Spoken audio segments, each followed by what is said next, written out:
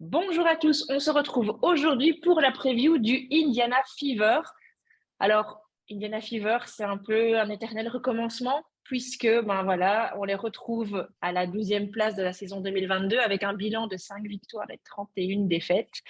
Ça pique et c'est malheureusement un peu habituel.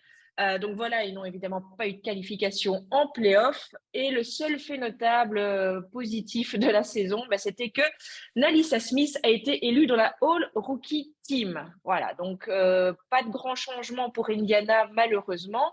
Mais il y a quand même eu quelques petites choses qui se sont passées à l'intersaison.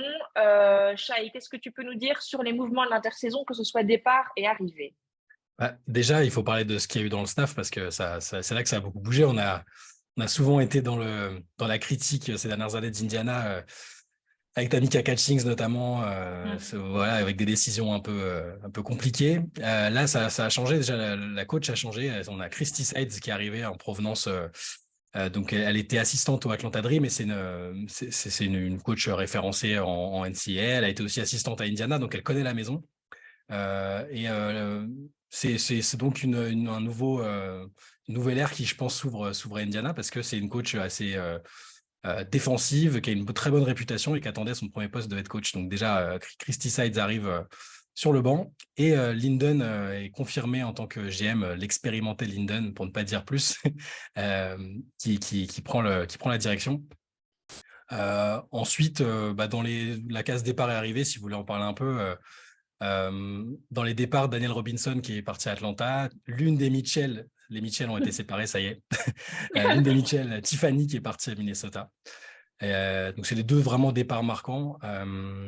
Et au niveau des arrivées, retour d'Erika Wheeler, la belle histoire à Ouais. l'époque, qui avait enthousiasmé un peu tout le monde.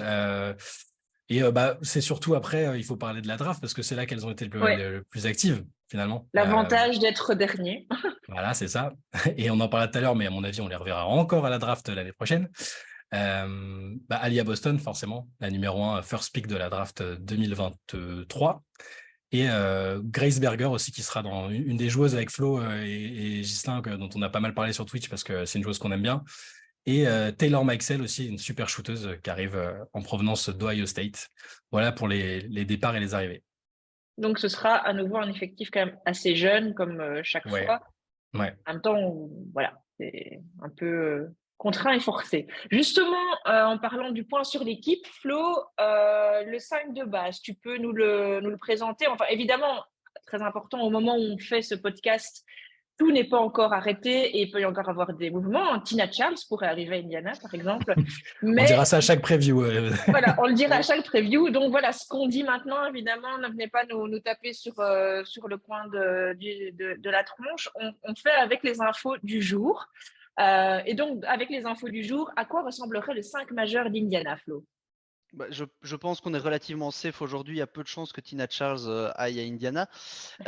Au niveau du 5 majeur, je pense qu'on a certaines certitudes qui est le fait que Kelsey Mitchell sera dans le 5, Mhm. probablement au poste 2. Nalissa Smith aussi qui a fait une super saison l'année passée. Et alors, s'ils ont choisi Aliyah Boston au first pick, il n'y a pas un univers où c'est pas pour la faire jouer. Et donc, on va associer Nalissa Smith et Aliyah Boston pour faire une raquette jeune et hyper intéressante. Et alors, il reste un peu quelques hésitations, mais au poste 1, je pense que le retour d'Erika Wheeler, c'est probablement pour la faire mener un peu cette équipe et retrouver cette place-là. Il reste l'interrogation du poste 3, où on ne voit pas trop ce qu'il pourrait faire, mais même si nous, on doit avouer qu'on n'est pas très convaincus, mais Victoria Vivians, maintenant, c'est quand même une des joueuses les plus anciennes de l'effectif. Ils ont l'air de vouloir la conserver absolument. Et donc, à mon avis, elle a de fortes chances de commencer la saison au poste 3. Donc voilà, une équipe qui est à la fois jeune et à la fois, il y a quand même une ou deux joueuses qui commencent à avoir un peu d'expérience là-dedans. Alors, justement, quand on voit ça, quel est le point fort d'Indiana pour cette saison à venir, Shai? Qu'est-ce que tu en penses?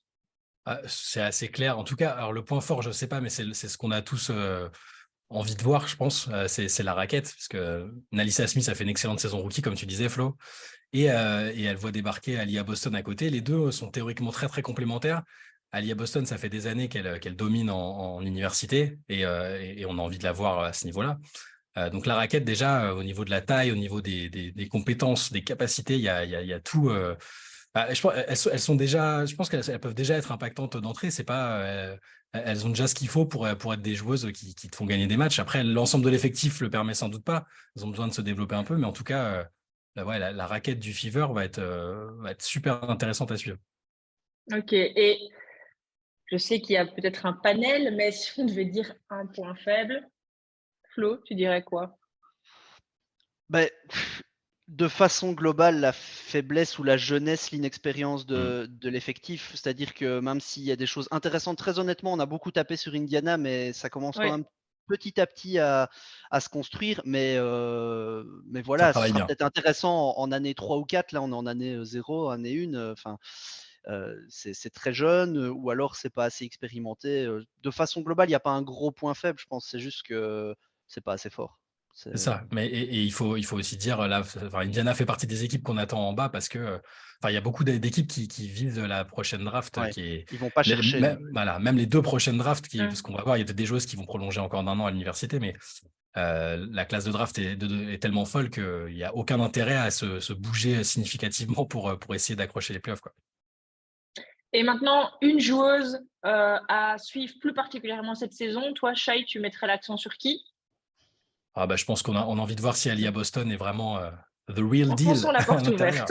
Voilà, non, mais c'est ça parce que pour beaucoup, surtout aux États-Unis, c'était la numéro un évidente depuis 2, 3 ans. On savait sans doute qu'elle serait numéro un de la draft. Euh, je- Entre nous, les avis ont été un peu plus partagés sur elle. On sait que c'est une joueuse forte qui va tout de suite probablement faire des doubles-doubles en WNBA, mais on n'était pas sûr que c'était la joueuse avec le plus haut plafond de la draft entre nous. Mais elle a une cote gigantesque, elle est très appréciée des médias, comme toutes les joueuses qui passent avec Dawn Staley. Et puis voilà, elle a quand même elle a de la taille, des mains, elle a tout pour être forte. On a envie de voir, comme toutes les numéros 1 de draft, on a envie de voir si elle est à la hauteur du potentiel qu'on lui prête chez les pros. Ok, Toute la draft, donc c'est sans doute celle qui a qui est la plus prête Oui, à l'instant T. Ils lui ont fait un accueil à Indiana, ils sont venus la chercher à mm, l'aéroport, il y avait la coach, ouais. elle a eu une haie d'honneur avec tous les employés de la salle à son arrivée. Enfin, on sent qu'ils mettent les petits plats dans les grands pour dire t'es chez toi, quoi. Mais d'ailleurs, même sur le plan de la com, là, vous pouvez aller voir les comptes Twitter, tous les réseaux sociaux du Fever. Franchement, ils font des trucs super intéressants pour direct suivre les rookies. Il y a du travail. On leur a reproché de pas très bien travailler ces dernières années. Bon, avec un système un peu archaïque, avec une coach qu'on respecte beaucoup, hein, Marianne Stanley, mais qui était sans doute un peu dépassée. Tamika Catchings, il y a quelques années aussi. Il y a eu un coup de un peu un vent frais sur le Fever et c'est une équipe qu'on a envie de suivre. Parce que là, si on se projette un tout petit peu, si elles sont encore dans le bas de tableau et avec la classe de draft qui arrive, tu ouais. rajoutes au hasard une Paige Bakers, Caitlin Clark, enfin n'importe laquelle des super joueuses qui peuvent arriver.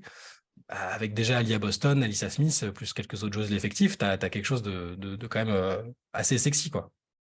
Donc un peu de patience pour le fan du Fever. Un peu de patience et ça pourrait peut-être donner quelque chose. Bah oui, c'est même le moment pour monter dans le train, C'est en le moment fait. pour monter dans le train, oui. Ah ouais. Il y a une place à prendre. Ok, ben on va pas se risquer au jeu du pronostic dans les previews. Par contre, on en parlera dans un podcast après. Mais merci déjà pour ce premier tour et cette première analyse du Fever. Et on vous donne rendez-vous pour la suite dès demain.